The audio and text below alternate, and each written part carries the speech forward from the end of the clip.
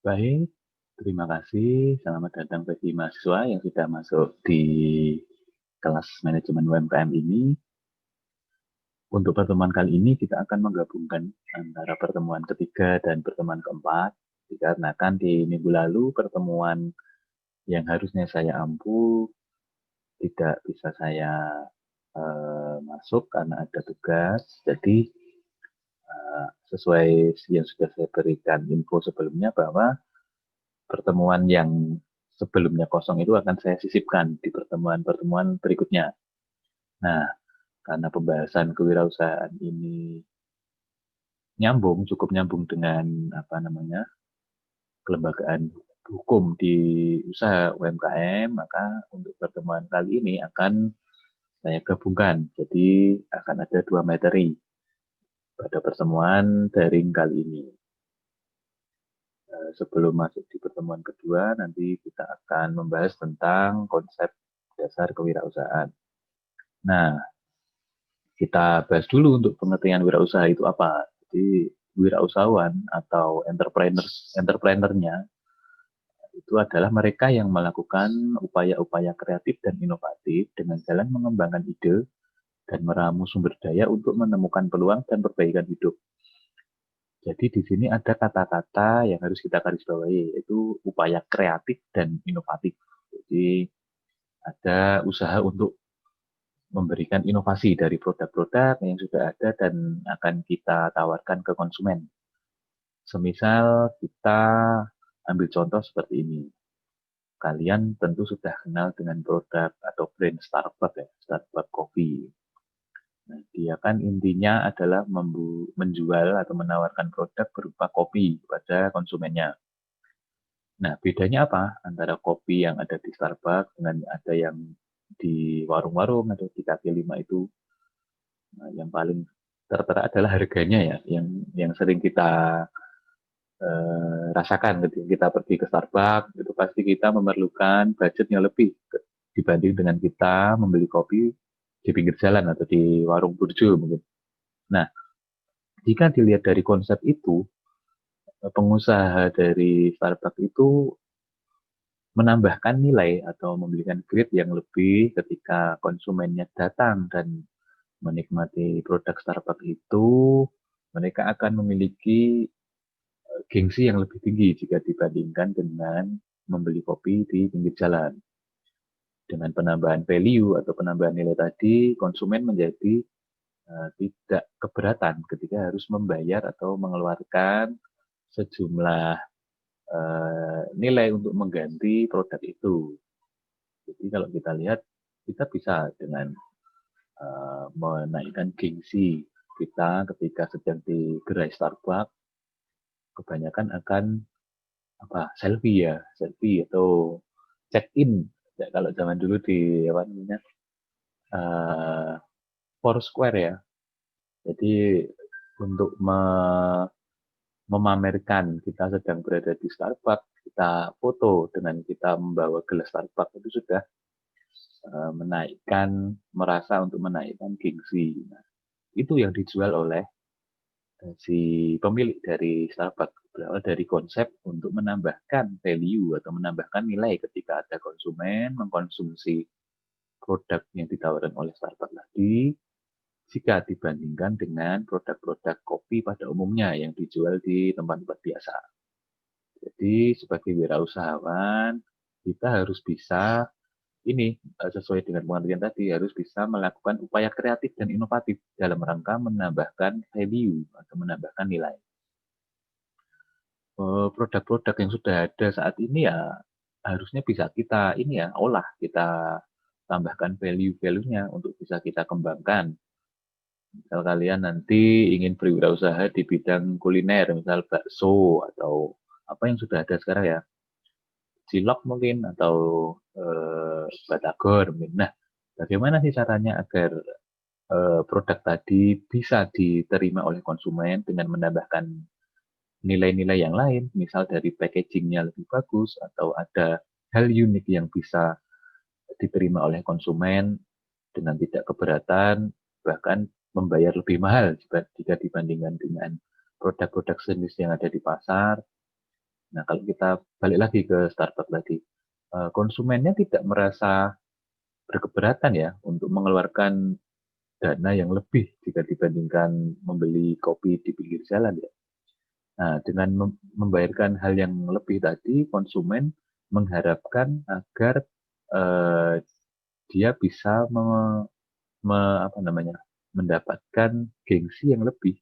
Nah, itu setimpal jika dibandingkan dengan kita membayar murah di warung kopi, tapi ketika kita foto selfie misal di situ ya dianggap biasa aja. Gitu. Beda cerita ketika kita memfoto atau mengaktualisasi diri dengan background Starbucks Coffee. Itu akan lebih meningkatkan nilai kita secara lebih, kalau kata orang-orang sekarang, lebih gaul ya, lebih kekinian. Seperti itu kurang lebih. Nah, bagaimana caranya kita sebagai wirausahawan nanti bisa meningkatkan atau menambahkan nilai dari produk yang kita jual? Ada ungkapan, semahal-mahalnya produk yang kita jual itu pasti akan laku ketika kita bisa menemukan konsumen yang sejalan dan mau untuk membayar produk itu agar dapat memuaskan atau memenuhi keinginan dari konsumen yang menemukan produk kita. Jadi gimana sih caranya biar kita ketemu sama konsumen itu? Ya kita nanti banyak cara ya, bisa kita menawarkan melalui promosi yang sesuai, kita bisa mengedukasi pasar bahwa produk kita ini sebenarnya memiliki nilai yang lebih jika dibandingkan dari produk yang lain, dan banyak cara yang lain. Menjadi wirausahawan itu menawarkan banyak ini ya, banyak tantangan, terutama bagaimana cara mengolah produk agar lebih kreatif jika dibandingkan dengan yang sudah ada, dan akan menuntut kita lebih banyak berpikir ide-ide baru, ide-ide gila, bagaimana meramu agar lebih inovatif ya, seperti itu. Nah, generasi muda harusnya bisa mengubah pola pikir dan sudut pandang. Jadi kebanyakan secara umum mahasiswa perguruan tinggi ketika menjalani perkuliahan bahkan masih belum tahu ketika nanti lulus mau ngapain gitu ya. Itu secara umum masih seperti itu. Jadi sebisa mungkin jangan sampai ketika nanti kita sudah lulus atau wisuda itu kita bingung mau ngapain.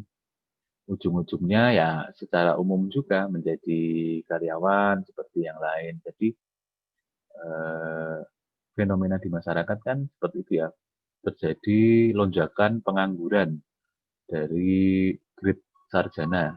Nah, itu bisa ditimbulkan dari seperti ini.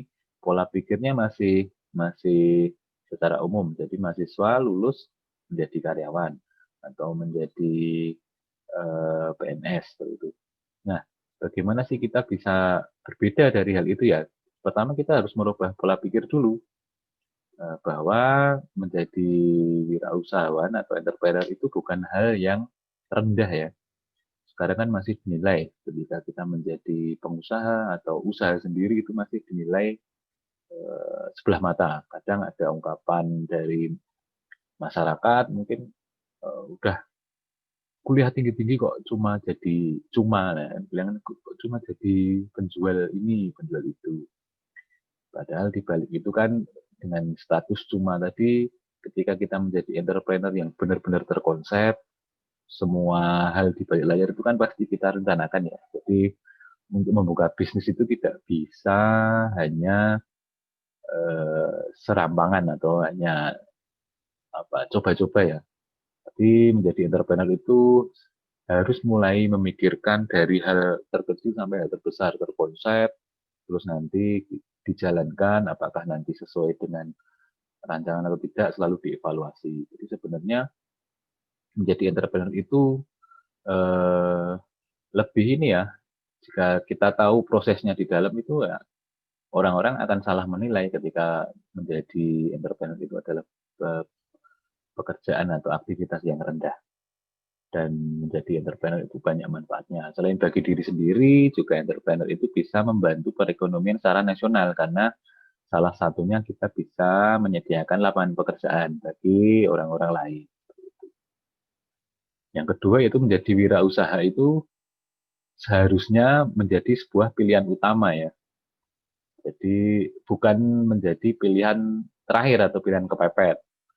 Banyak kasus ketika mahasiswa perguruan tinggi itu lulus, menamatkan studi di perguruan tinggi, bingung mau melanjutkan kuliah atau mau melamar pekerjaan ketika kondisinya tidak sesuai, misal seperti kondisi saat ini ya, mahasiswa lulus di kondisi pandemi COVID misalnya. Mau mencari pekerjaan juga susah karena yang sudah punya pekerjaan aja masih banyak yang terkena PHK, belum lagi ketika harus memulai mengikuti tes-tes juga masih banyak yang di pending untuk seleksi rekrutmen. Nah, pada akhirnya malah terpaksa atau pilihan terakhir adalah menjadi wirausahawan. Nah, sebisa mungkin opsi menjadi wirausahawan itu tadi bukan pilihan kepepet atau pilihan terakhir, tapi sebuah pilihan utama. Karena dengan menjadi pilihan utama itu kita pasti mengkonsep dan merencanakan usaha yang akan dibangun tadi secara lebih matang. Karena memang sudah kita jalani atau kita rencanakan dengan baik. Beda cerita ketika kepepet tadi. Walaupun dengan catatan, dengan kepepet bukan berarti usaha yang dijalankan itu tidak berhasil. Tidak juga. Banyak cerita juga ketika pengusaha-pengusaha kepepet itu malah berhasil dan usahanya berkembang karena ketika kepepet tadi bisa menimbulkan semangat yang berlipat-lipat ganda ya. Tapi alangkah lebih baiknya semua hal yang akan dilakukan itu bisa direncanakan dan dikonsep dengan baik sehingga apa yang dilakukan bisa sesuai dengan perancangan dan tujuannya jelas akan seperti apa. Dan poin ketiga, untuk memajukan perekonomian dan kesejahteraan Indonesia dibutuhkan 4 juta wirausahawan, terutama yang inovatif ya. Seperti misal saat ini kan banyak startup di bidang teknologi, usaha-usaha baru di bidang teknologi. Seperti adanya ruang guru. Ruang guru itu kan juga termasuk startup baru ya, yang dia berkonsentrasi atau di bidang pendidikan. Belum lagi ada seperti Gojek online, Grab online itu kan juga merupakan awalnya usaha yang ingin memberikan solusi kepada masyarakat, solusi terutama di bidang transportasi. Nah, menurut Insinyur C. Putra, di Indonesia itu baru ada 0,18% wirausahawan. Padahal secara rumus dari para ahli itu paling tidak minimal ada 2% dari jumlah total penduduk itu yang menjadi wirausahawan. Itu paling minim ya untuk bisa menopang perekonomian yang ada di negara itu. Indonesia kan jumlah penduduknya lebih dari 200 juta, yang sangat banyak. Nah, yang jadi wirausahawan itu paling tidak 2% dari itu minimal agar bisa menopang perekonomian. Nah, salah satunya mungkin generasi kalian ini bagaimana nanti bisa membuka UMKM baru sehingga banyak manfaat yang ditimbulkan. Entah nanti bisa memutar perekonomian di daerah yang kalian pilih, bisa menyerap tenaga kerja yang banyak, bisa menghasilkan produk-produk baru yang inovatif. Nah, seperti itu ya. Sebisa mungkin menjadi wirausahawan itu merupakan suatu tujuan, bukan suatu kepepetnya, bukan suatu keterpaksaan. Nah, menurut John Adair tahun 96 dia mengemukakan bahwa inovasi adalah proses menemukan atau mengimplementasikan sesuatu yang baru di kondisi yang sudah ada. Jadi itu tadi, misal kalian sudah jualan produk kuliner, misal jualan soto gitu. Kalian sudah jualan soto, tapi kan di luar sana juga banyak yang jualan soto ya. Nah, bagaimana caranya agar produk soto kita ini bisa diterima oleh konsumen dan menawarkan hal baru? Otomatis kalian harus memikirkan inovasi apa nih untuk produk soto yang akan saya tawarkan agar tetap bisa sustain atau usaha kita bisa tetap berlangsung secara lama ya. Nah, mungkin kita tawarkan soto dengan topping atau dengan tambahan yang tidak umum. Misal kita tambahkan daging kambing atau daging sapi. Soto sapi sudah ada ya, soto kambing mungkin yang belum ada. Atau kita tambahkan soto lele mungkin. Nah, itu kan hanya inovasi ya. Inovasi yang mungkin saat ini tidak kita pikir bisa kita nalar ya, tapi mungkin suatu saat akan ada penawaran seperti itu yang mungkin konsumen juga akan penasaran produk apa nih soto kok dagingnya lele misalnya. Nah, mungkin kita bisa menganggap hal itu ide-ide yang tidak masuk akal saat ini. Tapi ketika kita menemukan ada satu entrepreneur yang berani mengambil tantangan itu, mungkin opsinya adalah dia bisa mengambil pasar atau mengambil konsumen yang besar karena dia tidak mempunyai pesaing dalam hal melakukan inovasi. Nah, memang ini ya tantangannya berat ya. Opsinya gagal atau berhasil itu. Dan menurut John Adair juga, memikirkan dan melakukan sesuatu yang baru, yang menambah atau menciptakan nilai-nilai manfaat sosial ekonomis itu bisa dikategorikan inovasi. Kata kuncinya adalah proses menemukan dan sesuatu yang baru. Jadi, sebisa mungkin ketika kalian menawarkan produk ke konsumen, apabila produk itu masih beredar dan cukup banyak ada di pasaran, sebisa mungkin tawarkan hal-hal baru atau inovasi baru untuk produk itu. Tujuannya agar tidak tersisih ya. Bayangannya gini, semisal saya sudah terbiasa menggunakan produk Pepsodent misal untuk pasta gigi. Nah, ketika ada produk baru pasta gigi, terus saya masih awam terhadap brand itu, terus belum tahu ini kegunaannya apa, kelebihannya apa, mau dijual murah pun produk itu mungkin tidak bisa menarik dari saya untuk berpindah dari Pepsodent. Nah, beda cerita ketika ada edukasi dari si pemilik produk tadi memberikan pemahaman kepada konsumen-konsumen barunya bahwa produk ini lebih sehat misal atau lebih bebas deterjen.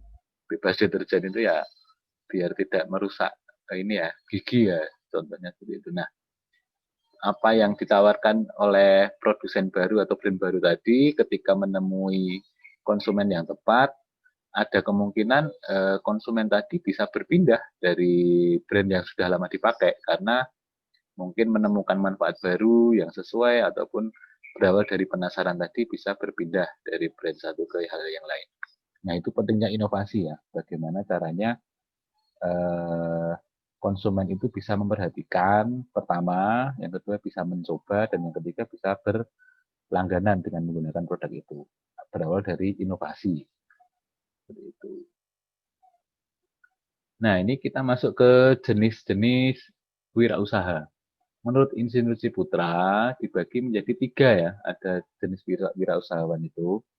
Yang pertama yaitu necessity entrepreneur. Jadi, seperti yang dibilang tadi, menjadi wirausaha karena terpaksa atau desakan kebutuhan hidup.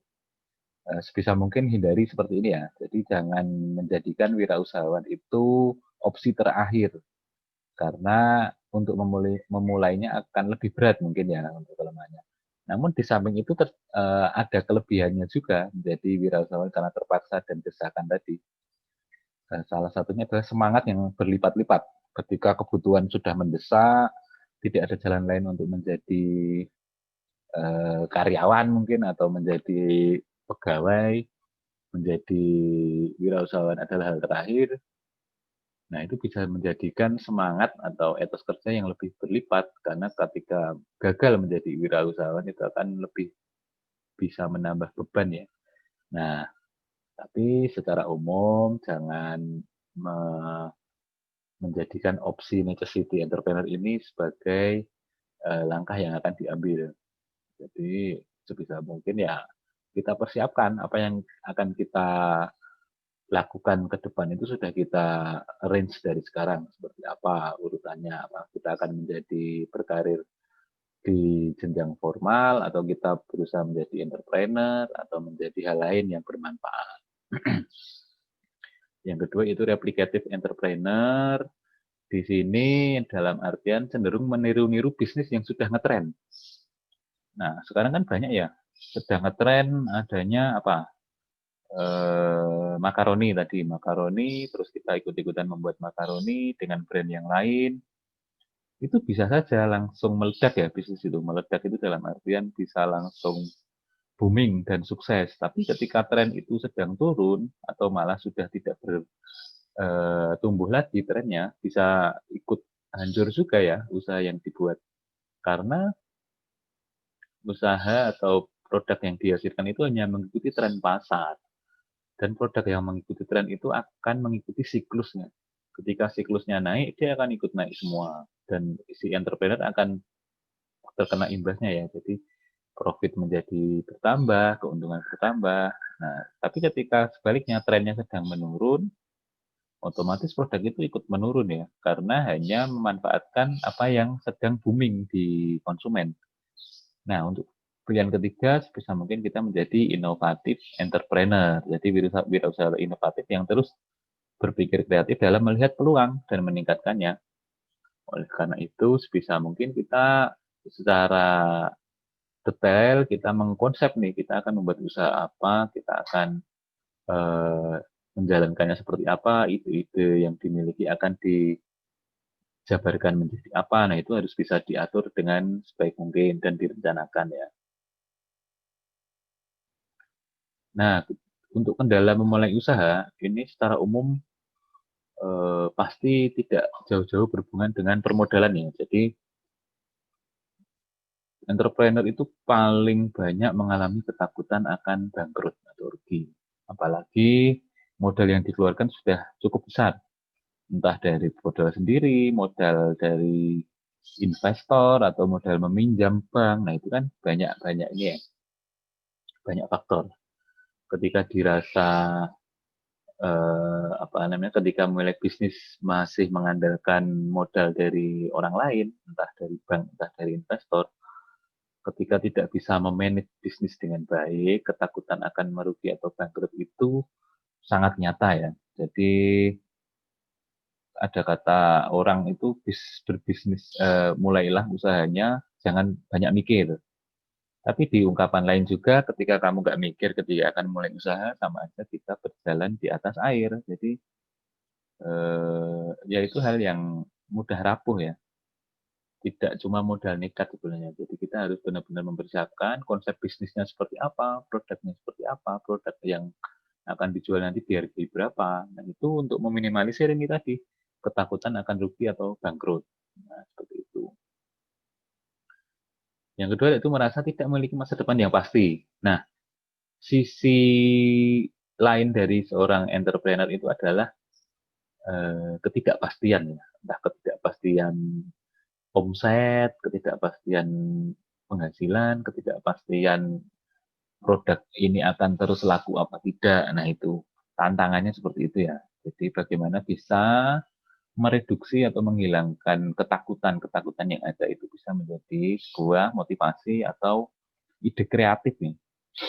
Jadi ketika kita tahu menjadi entrepreneur itu bukan merupakan suatu jaminan di masa depan, ya bagaimana caranya agar usaha yang dimiliki ini bisa sustain atau bisa tahan lama. Nah, itu akan menimbulkan ide kreatif ya bagi si entrepreneur. Dan kendala yang ketiga yaitu ini banyak dialami. Bingung dari mana mau memulai usaha. Misal ide sudah ada, modal ya sudah ada lah dari beberapa saudara mungkin, atau dari keluarga mungkin, atau dari sendiri. Nah, tapi tahap lainnya adalah bingung. Ini mau nggak dia mulai dari mana nih? Uangnya sudah ada, modal sumber daya sudah ada, produknya sudah ada, tapi bingung karena mungkin masih menjadi entrepreneur baru, masih belum ada mentoring, belum ada sharing dengan sesama entrepreneur. Nah, itu kan semua solusi ini tadi bisa di apa namanya?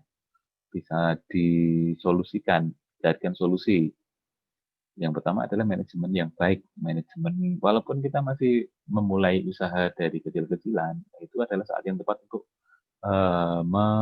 mempelajari manajemen, entah bisnisnya, entah produksinya, entah keuangan, dan lain sebagainya. Sehingga nanti ketakutan yang dirasakan akan bangkrut nanti bisa direduksi atau bahkan bisa dihilangkan. Terus merasa tidak pasti atau tidak jelas masa depannya itu bisa dipangkas juga ketika kita memiliki konsep yang jelas untuk usahanya. Apakah usaha ini akan saya kembangkan dengan memiliki banyak vendor atau bagaimana itu. Sering-seringlah juga dengan mentor lain itu bisa sharing terkait hal-hal seperti ini. Nah, menjadi wirausahawan itu harus dengan cerdik ya, dengan cerdas.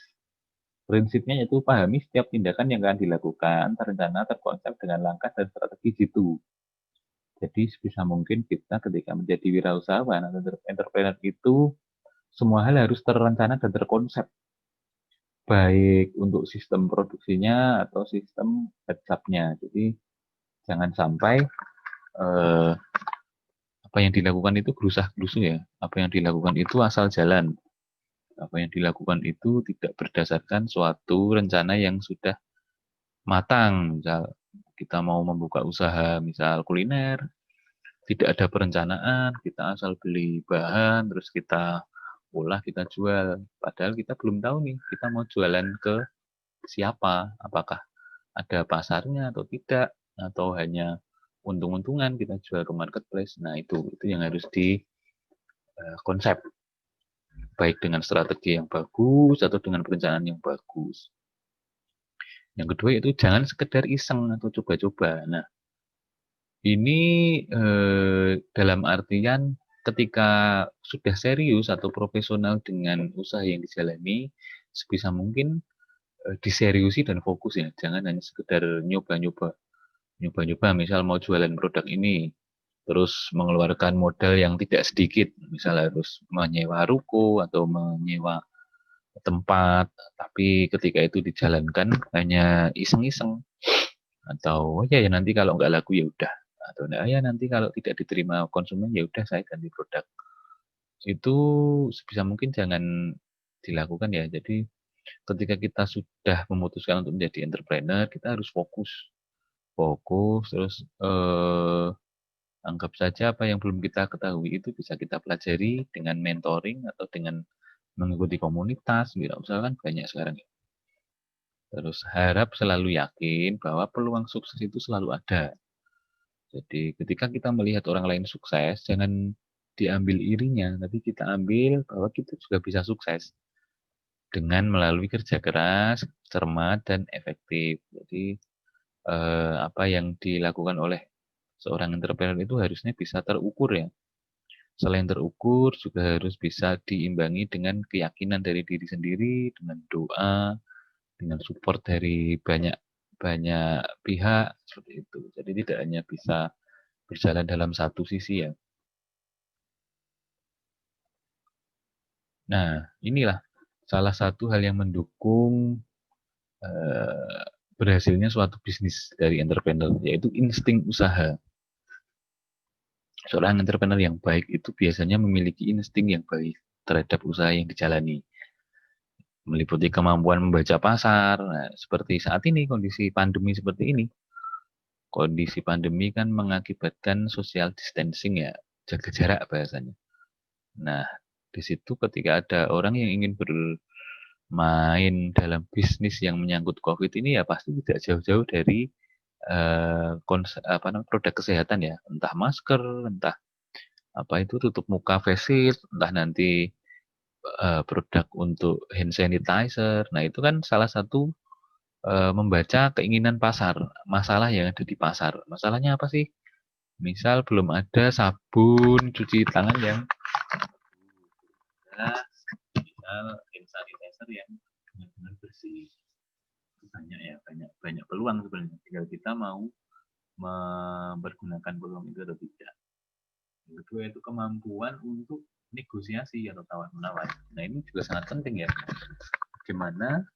Bagaimana agar kita bisa bekerja sama dengan baik vendor yang mensupport atau dengan pesaing, mungkin kita bisa saling negosiasi nih dengan pesaing pun. Jadi teknik-teknik tawar-menawar itu juga perlu kita kuasai sebagai entrepreneur, dan itu membutuhkan waktu yang tidak sebentar karena salah satunya juga didukung dengan kemauan untuk belajar ya, untuk negosiasi.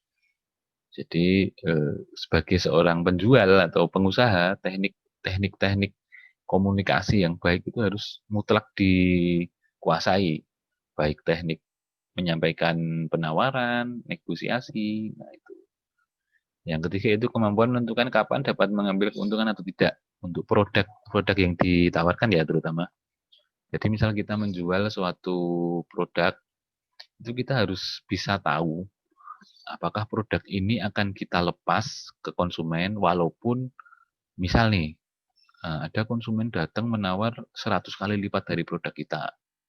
Nah, kita kan otomatis ketika kondisi normal pasti akan tergiur ya, karena dihargai 100 kali lipat dari harga normal. Tapi ketika kita punya insting yang baik dari seorang entrepreneur, misal dengan harga 100 kali lipat dilepas saat ini atau dengan menahannya dalam beberapa waktu bisa nilai jualnya bisa naik misal jadi 500 kali lipat.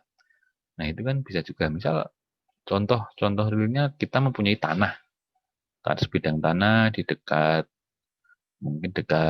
kampus yang akan dibangun mungkin. Nah, terus ada yang menawar tanah yang kita miliki. Nah, ketika orang itu menawar dengan harga 100 kali lipat dari harga yang normal atau ditawarkan, dan insting kita berbicara, kalau saya lepas saat ini, saya rugi. Lebih baik saya menunggu beberapa bulan lagi, harganya akan naik sendiri, mungkin bisa sampai 500%, misal seperti itu. Nah, di sini seorang wirausahawan itu harus bisa melakukan seperti itu ya. Bisa juga ketika harga ditawar rendah, kita bisa juga memutuskan untuk langsung melepas produk itu. Karena mempunyai insting kalau tidak dilepas sekarang akan lebih banyak mengalami kerugian. Nah, itu bisa ya. Jadi ada kemampuan kapan harus melepas aset produk atau kapan harus segera membuang atau melepas produk itu. Yang keempat itu kemampuan untuk mengetahui dan menemukan sumber-sumber potensi. Ini bisa ya. Jadi misal kita seorang entrepreneur, kita ingin menemukan sumber daya yang sesuai, misal SDM yang unggul. Nah, itu harus bisa menilai itu. Ciri-ciri SDM unggul yang bisa bekerja sama kan biasanya dari sisi entrepreneur sudah paham ya. Nah, itu harus tahu seperti itu. Dan yang kelima yaitu supel, ramah, sopan, menghargai dan menghormati dengan tidak mengurangi nilai harga diri. Ini lebih ke kemampuan komunikasi ya. Jadi seorang entrepreneur itu paket lengkap. Nah, jadi paket komunikasinya harus bagus, paket negosiasinya harus jalan, paket insting membaca peluangnya harus tajam, seperti itu. Jadi harus saling berkaitan antara satu faktor dengan yang lain. Nah, ini trik-trik memulai usaha. Bagaimana memulai usaha? Pertama, lihat keadaan pasar yang kompleks dan dinamis. Zaman sekarang apalagi ya, didukung dengan perkembangan teknologi yang sangat cepat, yang sangat bagus, yang sangat canggih. Keadaan pasar konsumen ya terutama itu bergerak sangat dinamis, sangat kompleks, yang tidak bisa dibatasi. Beda cerita dengan pasar tradisional mungkin.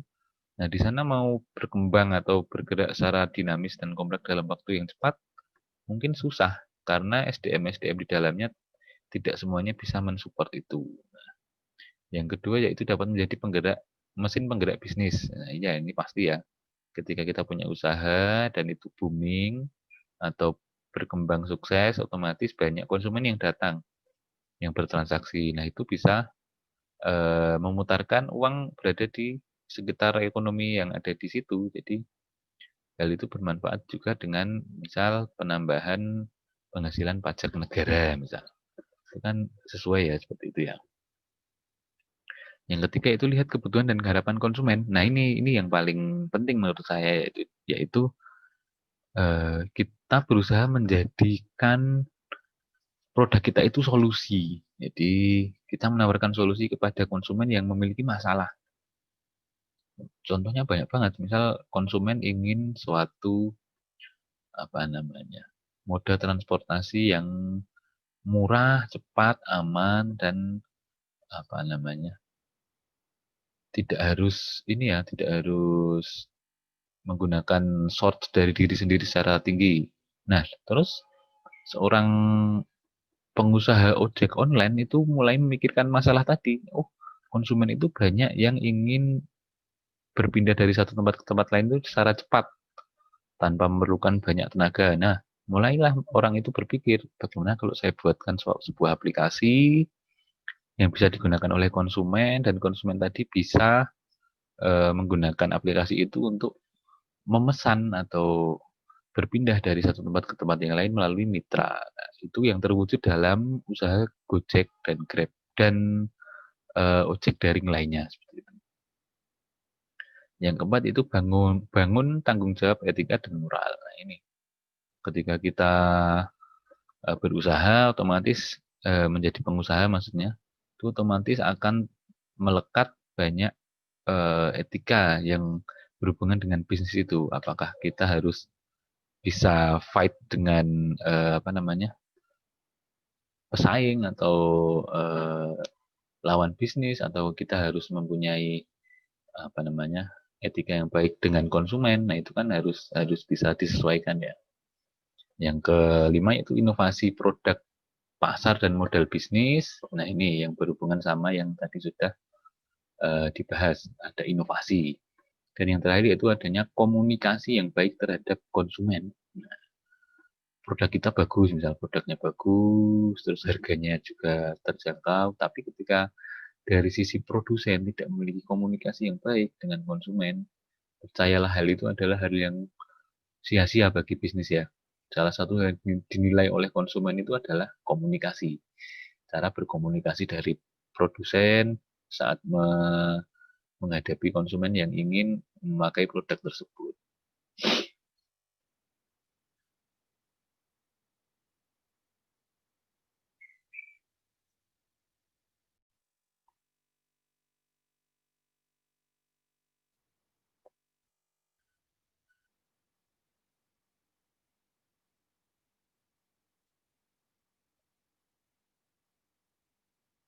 Baik, untuk slide selanjutnya yaitu pembahasan tentang ciri dan watak kewirausahaan.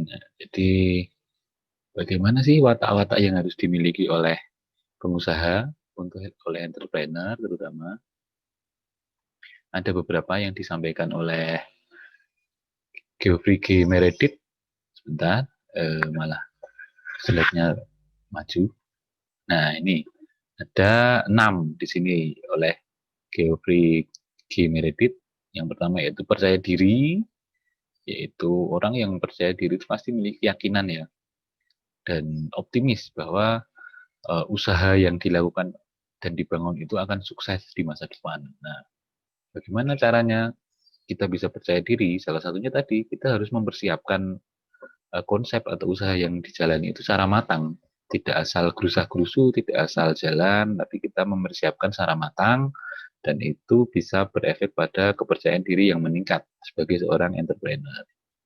Yang kedua itu berorientasi pada tugas dan hasil. Nah, jadi seorang entrepreneur itu harus bisa memproyeksikan hasilnya akan seperti apa, dan itu menjadi orientasi yang paling tinggi. Ketika orientasinya adalah produk yang bermanfaat bagi konsumen misalnya, otomatis ketika dalam proses produksi produk itu si entrepreneur akan menggunakan sumber daya yang paling bagus, paling sesuai, dan berusaha menghasilkan produk yang maksimal sehingga bisa dinikmati atau digunakan oleh konsumen secara sesuai dan menjadi solusi bagi masalah-masalah yang ada di diri konsumen, seperti itu. Yang ketiga yaitu pengambil risiko ya, bukan pengambilan risiko. Jadi entrepreneur yang bagus, yang berkarakter itu adalah orang yang suka mengambil risiko.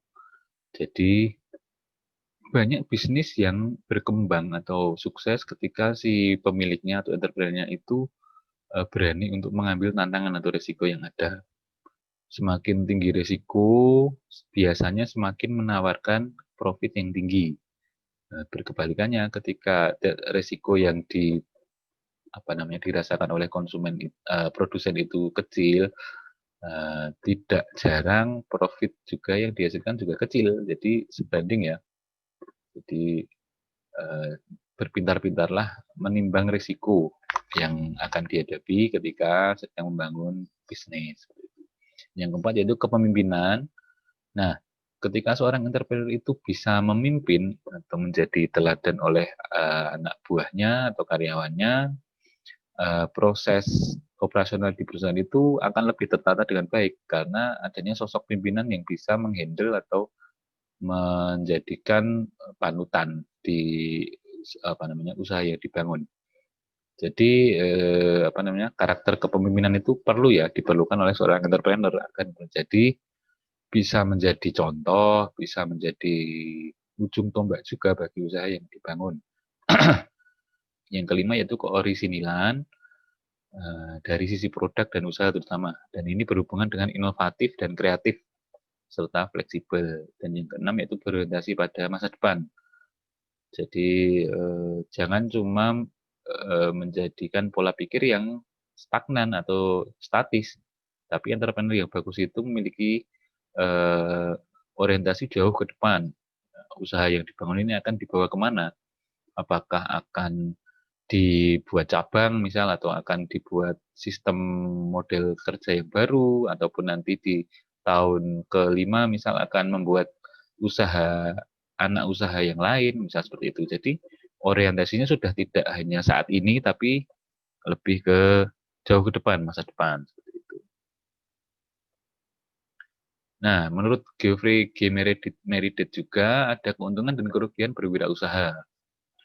Beberapa keuntungannya yaitu kesempatan untuk mengontrol jalan hidup sendiri. Nah, ini yang paling terlihat ya ketika kita bandingkan antara seorang karyawan di perusahaan orang lain dengan entrepreneur yang beraktivitas di usahanya sendiri, yaitu kesempatan untuk mengontrol di jalan hidupnya, baik dari sisi waktu yang dihabiskan untuk bekerja, dari sisi penghasilan, dari sisi aktualisasi dirinya seperti apa itu bisa mempunyai kesempatan yang mengontrol lebih lebih besar dan karena semuanya dilakukan oleh kita sendiri otomatis tidak ada yang mengintervensi ya. Beda cerita kalau kita mengikuti perusahaan orang lain atau ada di karyawan suatu perusahaan otomatis kita terikat oleh SOP yang ada di perusahaan tersebut. Nah, yang kedua yaitu kemerdekaan untuk mengambil keputusan dan risiko. Nah ini ya, jadi berhubungan dengan nomor satu, kita bebas mengambil keputusan untuk hal bisnis yang dijalankan ketika menjadi seorang entrepreneur. Apakah keputusan yang diambil itu sesuai dengan visi misinya atau tidak? Nah itu ditentukan oleh entrepreneur itu sendiri, bukan dari orang lain.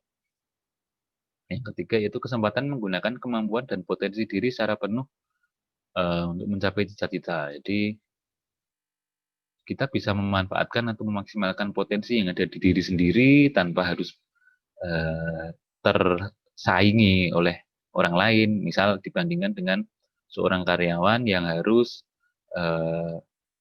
bersaing ya dalam tanda kutip bersaing dengan karyawan yang lain ketika harus misal mau naik jabatan atau mengupgrade jenjang karir. Nah, itu kan memiliki banyak rintangan terutama. Nah, ketika menjadi entrepreneur, kita bisa memaksimalkan hal itu secara maksimal ya, karena kita secara konsep tidak memiliki saingan di dalam organisasi yang ada. Yang keempat yaitu kesempatan untuk meraih keuntungan tak terhingga.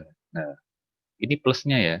Menjadi entrepreneur itu yang terlihat adalah bisa menikmati penghasilan atau keuntungan secara maksimal, tak terhingga.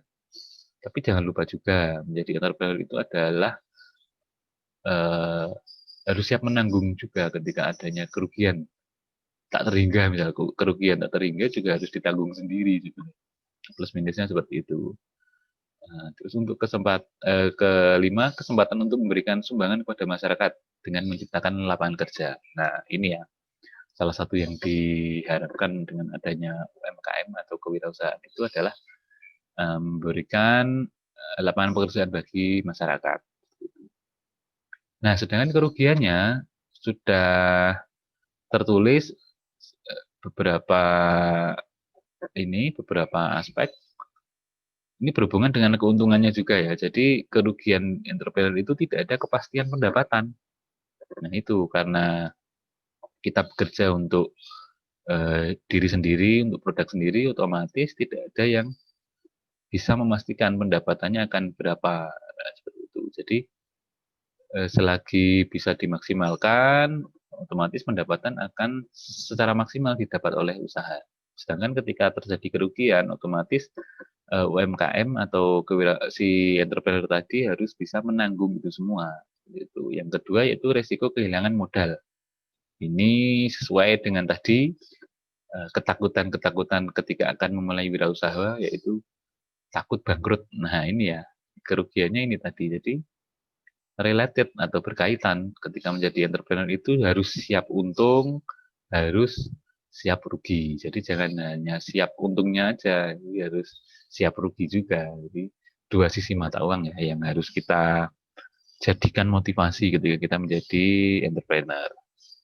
Dan yang ketiga yaitu meninggalkan zona nyaman. Nah, ini yang paling ditakuti bagi sebagian orang ketika harus menjadi seorang wirausahawan. Yaitu meninggalkan zona nyaman yang sudah terbangun, misal sebelumnya sudah menjadi karyawan BUMN, misal karyawan Pertamina atau karyawan mana bank besar. Tapi ketika menjadi seorang entrepreneur, otomatis semua kenikmatan atau fasilitas yang ada itu akan ditinggalkan karena kita akan fight untuk usaha yang kita mulai sendiri. Jadi zona nyaman yang sudah terbangun itu bisa tiba-tiba menjadi zona tidak nyaman ketika kita memutuskan untuk menjadi seorang entrepreneur. Nah, ini masuk untuk materi badan usaha. Kita mulai dengan pengertiannya dulu. Untuk badan usaha adalah lembaga atau kesatuan yuridis atau hukum, teknis, dan ekonomis yang bertujuan mencari laba atau keuntungan. Nah, semua perusahaan itu pada intinya memiliki tujuan mencari keuntungan ya. Nah, entah nanti bentuknya seperti apa, baik perusahaan besar atau perusahaan kecil yang akan kita bahas setelah ini. Badan usaha yang umum di Indonesia adalah CV atau Commanditair Vennootschap. Jadi ini bahasa Belanda ya, sudah tersusun atau mungkin sudah ada sejak zaman Belanda dulu yang masih menjajah Indonesia.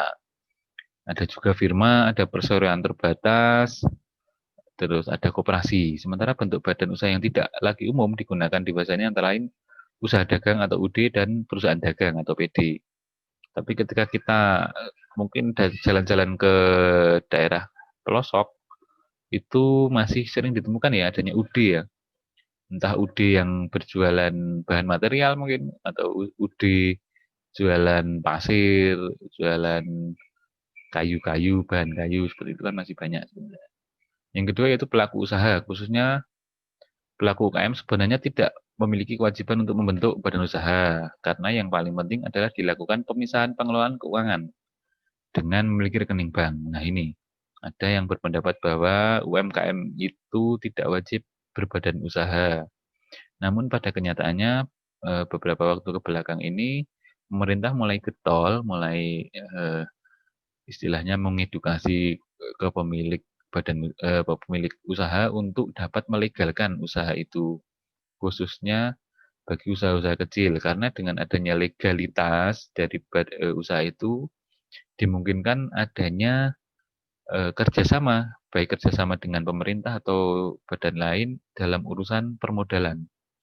Jadi sebuah bantuan atau sebuah permodalan usaha itu secara konsep hanya bisa disalurkan kepada lembaga yang memiliki badan usaha. Otomatis ketika UMKM ingin atau mengajukan peminjaman dana permodalan itu harus memiliki lembaga yang menaungi, lembaga hukum yang menaungi.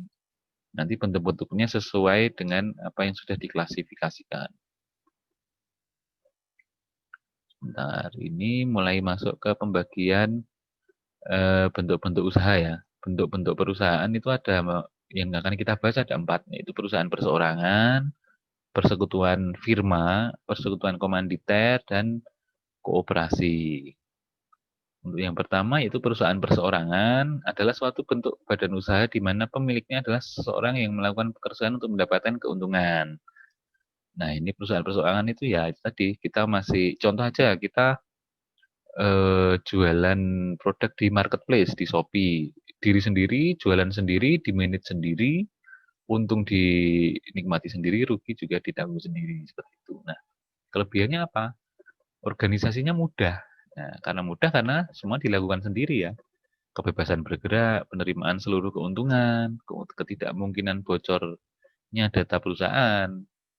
Ya iyalah, maksudnya tidak mungkin bocor wong yang eh, bekerja di perusahaan itu diri sendiri, ya ngapain dibocorin ke diri sendiri kan gitu. Ongkos organisasi murah, murah karena tidak perlu membayar misal nggak perlu bayar karyawan itu kan tidak menghabiskan anggaran ya. Terus kelemahannya apa? Kelemahan perusahaan-perusahaan itu tanggung jawab yang tidak terbatas. Nah, karena kita berada sendiri di apa namanya? Ada sendiri di usaha ini, otomatis tanggung jawab yang ada di dalam usaha itu dipikul semua, baik sebagai owner, sebagai tenaga marketing, tenaga produksi, tenaga apalagi pemasaran. Nah, itu ditanggung semua, otomatis tanggung jawabnya tidak terbatas oleh si entrepreneur tadi. Terus kontinuitas yang tidak terjamin. Nah, usaha UMKM itu kan tidak ada yang bisa menjamin akan bakal berdiri atau bakal survive selama berapa lama. Itu tadi berhubungan dengan tanggung jawab owner atau entrepreneur tadi. Tanggung jawabnya dipikul seberat apa atau sesuai apa, nanti itu yang menentukan apakah perusahaan yang dibangun itu akan berlanjut terus atau tidak. Nah, yang kedua itu persekutuan firma, yaitu suatu persekutuan antara dua orang atau lebih dengan nama bersama untuk menjalankan usaha, di mana tanggung jawab masing-masing anggota tidak terbatas. Jadi, misal ada 2 orang atau 3 orang yang melakukan perjanjian pembuatan firma gitu. Nah, antara apa namanya masing-masing orang tadi memiliki kewajiban yang sama ya dan memiliki kepemilikan yang sama. Nah, kelebihan firma yaitu kebutuhan yang akan modal lebih mudah dipenuhi karena sudah berbadan hukum. Jadi, kemampuan manajemen yang lebih besar karena adanya pembagian kerja di antara para anggota. Selanjutnya itu perhatian sekutu yang sungguh-sungguh pada perusahaan. Untuk kekurangannya, yaitu tanggung jawab pemilik tidak terbatas terhadap seluruh hutang perusahaan. Seperti itu. Terus untuk kekurangannya, tadi sudah ya? Oh belum, Ding. Tanggung jawab pemilik tanggung jawab pemilik tidak terbatas terhadap seluruh hutang-hutang perusahaan. Jadi, eh, apa namanya, hutang yang ditimbulkan atau kerugian yang ditimbulkan oleh perusahaan ini tidak terbatas terhadap seluruh hutang pemilik. Jadi, pemilik ini apa namanya, wajib menanggung menanggung kerugian yang dihasilkan oleh perusahaan. Yang kedua yaitu kelangsungan perusahaan yang tidak menentu. Nah, ini sama, secara umum perusahaan atau UMKM itu kelangsungannya tidak menentu karena masih masih butuh manajemen yang bagus dalam sisi rancangan ya, seperti itu. Terus kerugian yang diakibatkan oleh seorang anggota harus ditanggung bersama dengan anggota lain. Nah, nanti misal ada 2 atau 3 orang yang bekerja sama membuat firma, nah terus 1 orang melakukan kesalahan yang mengakibatkan perusahaan itu rugi, otomatis kerugian itu tetap harus ditanggung secara bersama oleh anggota lain. Nah, itu kekurangan dari firma. Masuk ke CV sekarang, Commanditaire Vennootschap. Suatu bentuk perjanjian kerjasama untuk berusaha antara orang-orang yang bersedia memimpin, mengatur perusahaan, dan bertanggung jawab penuh dengan kekayaan pribadinya, dengan orang yang memberikan pinjaman dan tidak bersedia memimpin. Intinya di sini. Jadi misal ada 2 orang, yang satu mempunyai dana, mempunyai modal, dan yang satu tidak memiliki modal tapi memiliki kemampuan untuk mengelola. Mereka saling bekerja sama mendirikan CV, maka itu bisa sudah diproses menjadi sebuah persekutuan komanditer. Minimal ada 2 orang ya, yang satu sebagai pemodal, yang satu sebagai pengelola. Nah, kelebihan CV ini apa? Modal yang dikumpulkan lebih besar jika dibandingkan dengan firma. Yang kedua itu kemudahan dalam memperoleh kredit. Hal ini disebabkan karena komanditer Vennootschap ini sudah eh, dilandasi oleh lembaga hukum atau legal, sehingga ketika sudah legal bisa mengajukan permodalan ke pihak terkait. Yaitu yang ketiga itu kemampuan manajemen yang lebih besar dan pendiriannya lebih mudah.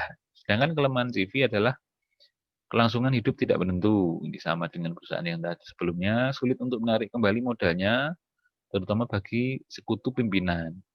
Dan sebagian sekutu punya tanggung jawab yang tidak terbatas. Ini perbedaan dengan apa namanya tadi firma ya. Nah, yang selanjutnya yaitu koperasi. Nah, mungkin sering ya kalian dengar koperasi. Koperasi itu apa? Badan usaha yang beranggotakan orang-orang atau badan hukum koperasi yang melandaskan kegiatannya pada prinsip koperasi sekaligus sebagai gerakan ekonomi rakyat yang berdasarkan atas asas kekeluargaan. Nah, di sini misal kita menjadi anggota koperasi itu sifatnya sukarela ya. Jadi apa namanya, kita tidak dipaksa untuk menjadi anggota koperasi, namun ketika sudah menjadi koperasi, kita memiliki beberapa kewajiban. Salah satunya harus membayar simpanan wajib. Nah, itu tujuannya untuk kelangsungan anggota juga ya. Jadi prinsip dari koperasi itu dari anggota untuk anggota. Nah, kelebihannya mengutamakan kepentingan anggota koperasi. Yang kedua, dasar sukarela dan terbuka. Yang ketiga, setiap anggota memiliki hak suara yang sama ketika adanya rapat pimpinan atau rapat anggota.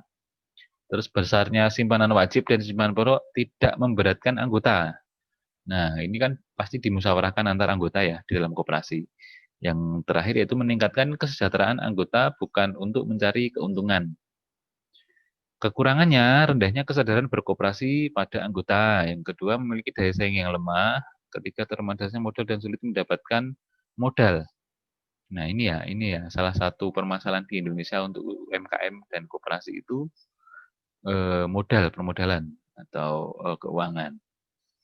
Yang keempat, kurangnya kemampuan tenaga profesional. Nah, ini ya masih identik ketika sebuah koperasi itu didirikan atau sudah ada, identik orang yang mengurusi di dalam koperasi itu adalah orang-orang yang belum profesional. Masih banyak yang apa namanya memandang sebelah mata. Orang-orang yang mungkin berpendidikan rendah dianggapnya, orang-orang yang ber mengurusi keanggotaan koperasi seperti itu. Jadi itu yang harus kita perbaiki stigma-stigma tadi, bagaimana agar koperasi itu bisa sejajar dengan badan usaha yang lain. Oke, untuk selanjutnya silahkan masuk ke Bismart ya. Nanti di situ ada beberapa materi video lain juga dan ada penugasan. Silahkan dikerjakan sesuai dengan konsep yang sudah dijelaskan di minggu sebelumnya. Jangan lupa juga presensi juga di bagian Bismart ini, di bagian selanjutnya. Dan saya selalu mengingatkan untuk jangan lewat dari deadline untuk pengerjaan tugas. Jadi selalu aware, selalu waspada karena deadline yang diberikan sudah cukup lama, 6 hari ya sejak tugas diberikan seperti itu. Jadi semoga dengan materi pembelajaran ini bisa menambah pengetahuan. Silahkan juga ditambahkan sumber referensi dari buku yang lain atau dari sumber yang lain. Silahkan untuk memperkaya pengetahuan. Tidak ada salahnya dengan menambah referensi-referensi yang ada. Seperti itu. Jika masih ada pertanyaan nanti bisa disambung di forum yang ada di Bismart, tanya jawab di situ, nanti kita bisa diskusi atau bisa melalui classroom yang ada. Jadi untuk materi perkuliahan ini saya cukupkan sampai di sini. Nanti silahkan ikuti instruksi yang ada di Bismart. Baik, terima kasih untuk waktunya yang sudah menyempatkan melihat atau berdiskusi di mata kuliah ini, pertemuan ini terutama. Untuk selanjutnya kita sambung melalui video atau materi yang ada di Bismart. Baik, saya akhiri. Wabillahi taufiq wal hidayah. Assalamualaikum warahmatullahi wabarakatuh.